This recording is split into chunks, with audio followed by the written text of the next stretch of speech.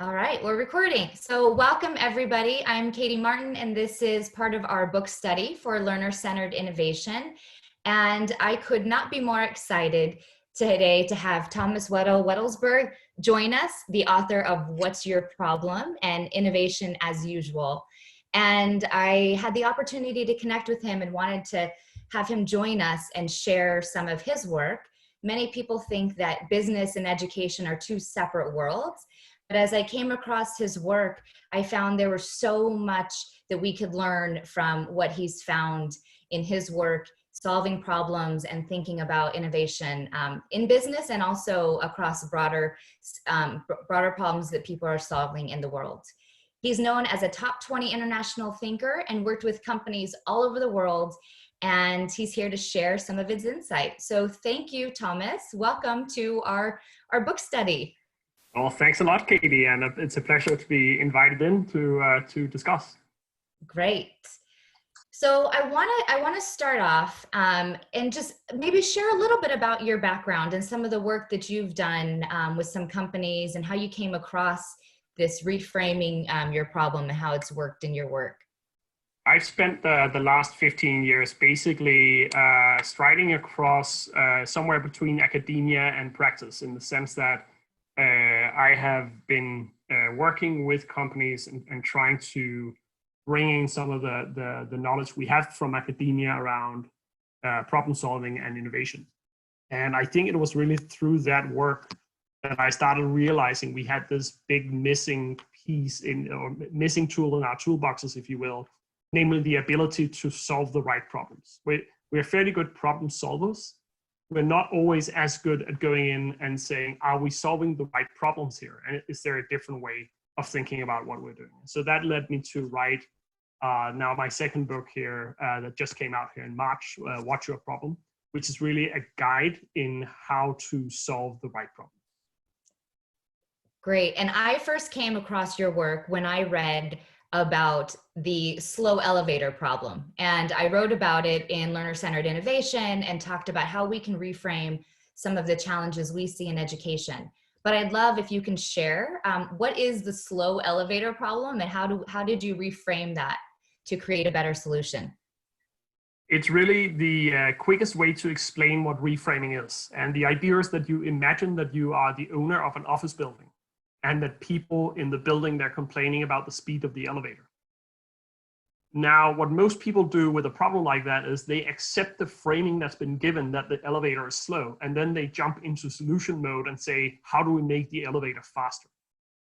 What people who are good at thinking differently do, they go in and say, is there a different way to look at the problem itself? And the classical example here is, if you speak to building managers, what do they often do? Well, they put up a mirror next to the elevator. What happens is people go like, oh, I'm busy. They see the mirror and they completely forget time as they gaze lovingly at their own images, of course. That idea that example captures the central idea of reframing, that sometimes your best approach is not necessarily to jump into solution mode, but rather to see if there is a better problem to solve, to become more adept at what you might call problem literacy, the ability to think about problems and see them in different ways. Yeah, I love that. And I think, I made the connection to how can we look at one of the biggest questions I get is kids aren't interested in learning. And so instead of seeing the problem as our kids aren't interested in learning or our kids aren't interested in school, it's how can we create opportunities in school that connect to who they are and really elevate their interests and questions rather than assuming that they don't want to learn. And I think that reframing has helped a lot of people too think about, oh yeah, our job is just not to cram content into kids, but also help them be good learners so that they can also solve problems in their own world. It's pretty amazing to me to consider how powerful this can sometimes be in that context, because I feel many people make that mistake of jumping into, there's an assumption about other people, like, oh, kids aren't interested in learning.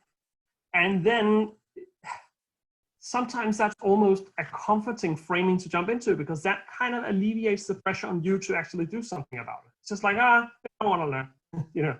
And that's a little too easy. And I think exactly as what your work has been pointing at, there are ways of solving, like of approaching that differently, that can actually create results. And I'm now sitting and flipping through my own book to find a specific example I ran into, which is from the education space, that really stuck with me in terms of highlighting how educators can think different about it. So this is an example from Argentina, and from the work of the folks behind Jerry Stern and the folks behind the Positive Deviance group, where they had the challenge with parents.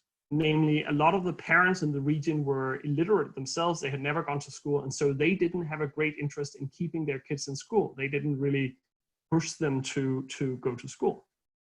Now, the teachers actually sat down and tried to think differently about that. Instead of just saying, these impossible parents, they asked, what can we do differently? And a very powerful insight from that was that one of the issues was that the learning that they gave the kids didn't appear that relevant to the parents here and now.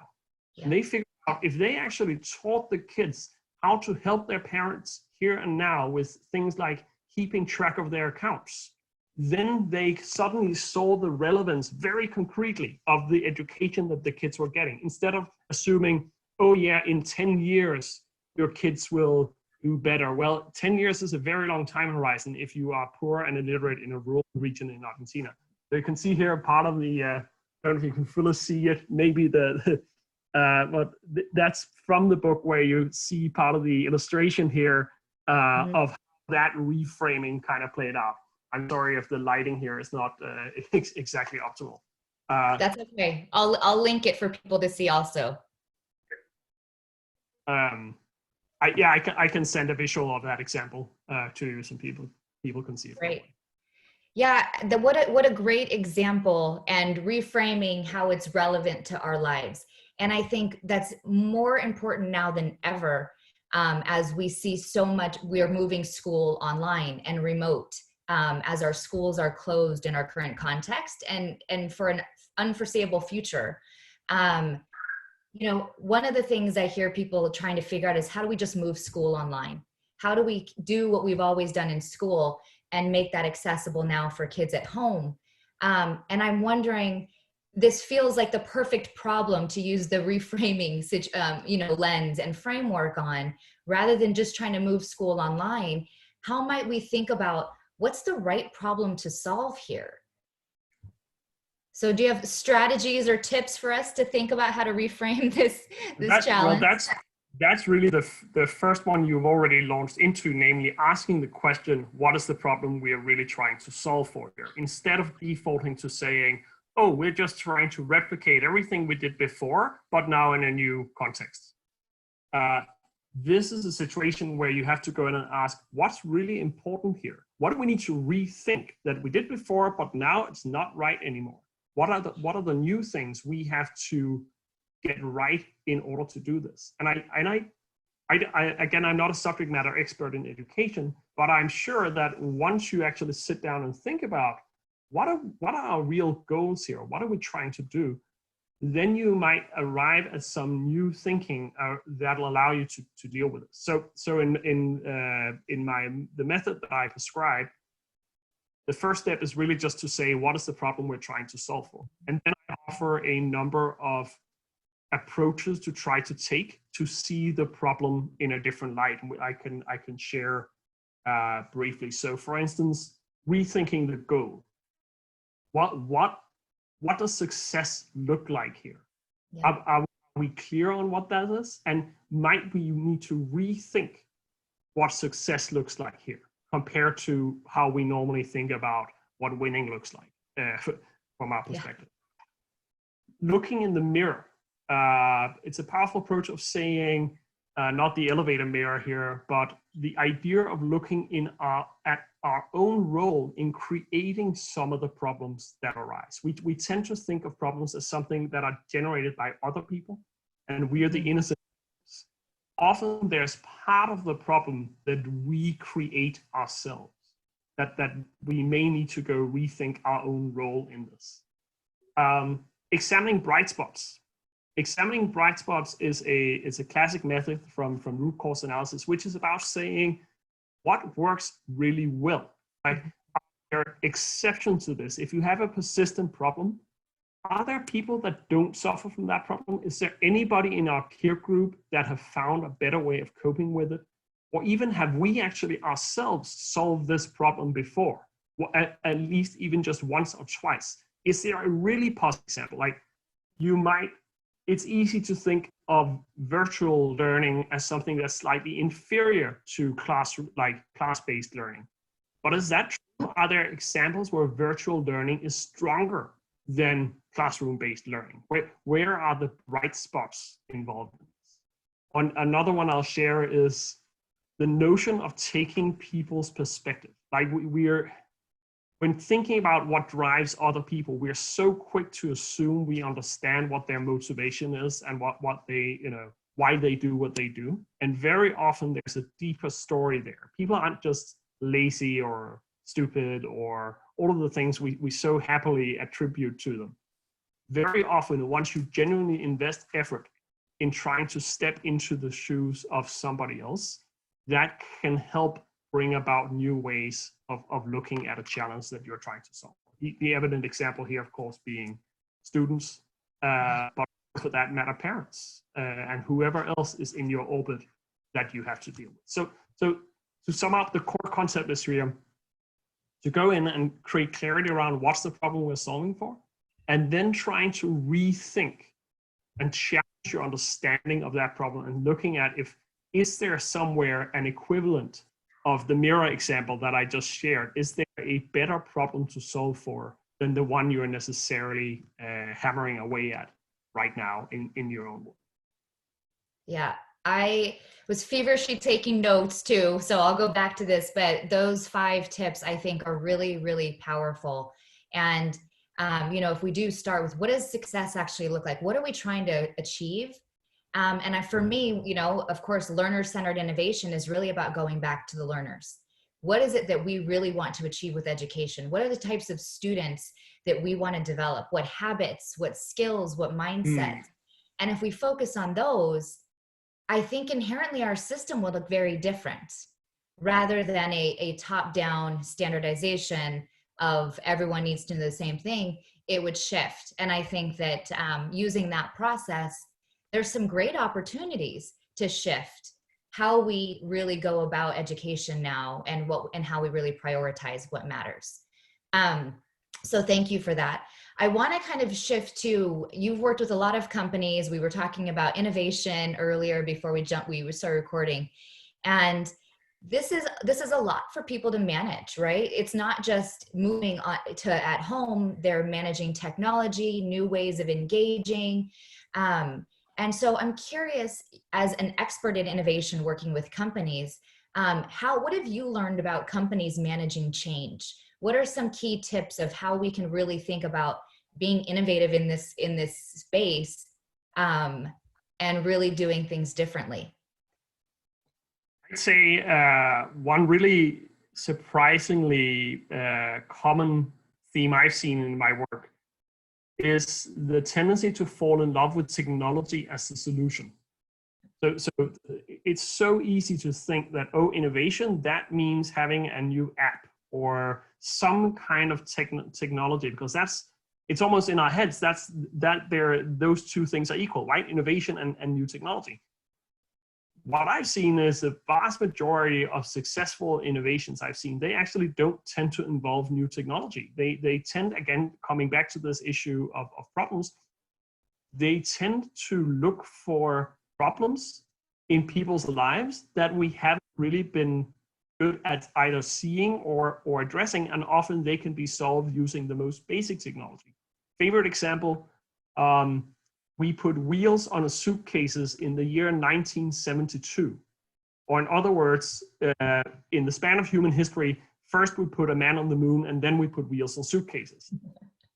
That to me is a striking example of something I've seen again and again, namely that if we can get better at looking at the people who are in our lives and truly trying to see problems that they have, that they're so maybe so common that we have become blind to them, that they have become blind to them, and going in and seeing, wait, this problem, I think there may be a way of trying to solve that. So abandon the idea of technology, like not, save that for when you have first figured out what the problem you're trying to solve for is. Don't start there. Start with the problem.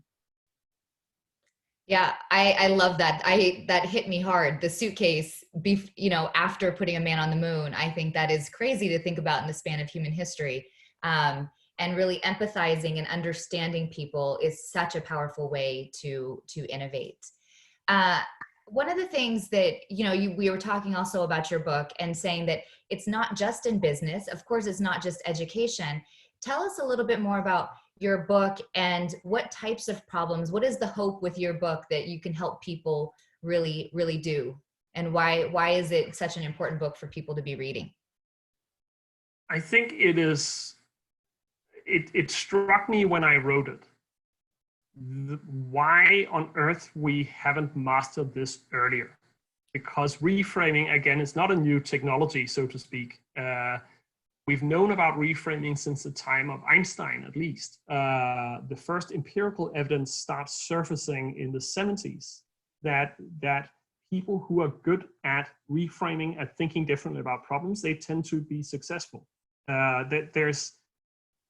It's basically such an important element in our way of living, way of working, way of solving whatever challenges we're facing. Mm-hmm. It strikes me how ill-equipped people are to do it. We spend a lot of time teaching people, for instance, in business, about idea generation. Here's how to brainstorm, which is great. But why don't we teach them about problem framing as well? Mm-hmm. And in fairness, I'd say in education, that's probably one of the spaces that are most aware of it right now. I think a lot of teachers now have understood the importance of, you don't just hand out predefined problems to students. You also have to let them struggle with defining the problem themselves. So I think education is actually getting there. That's not a solution for all the people that are already educated, the vast number of people who are now in the workplace. So my aim has really been to try to democratize the ability to solve the right problems, to go out and take this one basic skill and just make it everybody's, like, we can all do that. I don't know what the equivalent is. I thought as well of negotiation might be a good example. That used to be perceived as like a very narrow discipline that only were for professional negotiators. Then a book came out called Getting to Yes. And that really made it clear to everybody, no, we are all negotiating every day. And there are some basic things you can do to get better at it. So I hope that in 10 years' time, there will not be a need for me to talk about this anymore, because people have basically just started learning, okay, problem framing, that's something we all by now have mastered more or less, or at least have gotten a rough handle on. Yeah, I hope so too. And as I got to read the book, I thought there were so many great examples, and I love the frameworks to help people think about how we can start reframing the problem. Any final kind of tips or thoughts that you can help people think about in our uncertain, unpredictable world, beyond education even? What are some tips to help people just manage their lives right now? I'd say start applying some of this to the problems you may be facing at home. I'm sure that most of the people here have interesting new family dynamics to deal with. And even there, when you think about how you relate to your own kids or your partner or whatever, it can help to start going in and saying, hey, what's the problem we're trying to solve for? And is there a different way of thinking about it? This is not something you understand intellectually, I found, reframing. This is something, it's a craft. It's something you get good at. And to that effect, the more you manage to practice this mindset, the better you become at doing it on the fly. The people I have interacted with who are really good at this, they don't really follow a rigid process. It's almost a habit of mind that they have adopted. Whenever they run into a problem, they say, wait a second, what is the problem? Let's just spend a second or two challenging our own assumptions about what's really going on. So that's, I think, the key piece of advice. Start practicing this. Start applying it to the problems, big and small, that you may be facing right now. I love that. Thank you so much. Again, so grateful to have your expertise. Where can people find you? Many of the educators might not even be aware of how to find your work and where to read all of your awesome stuff.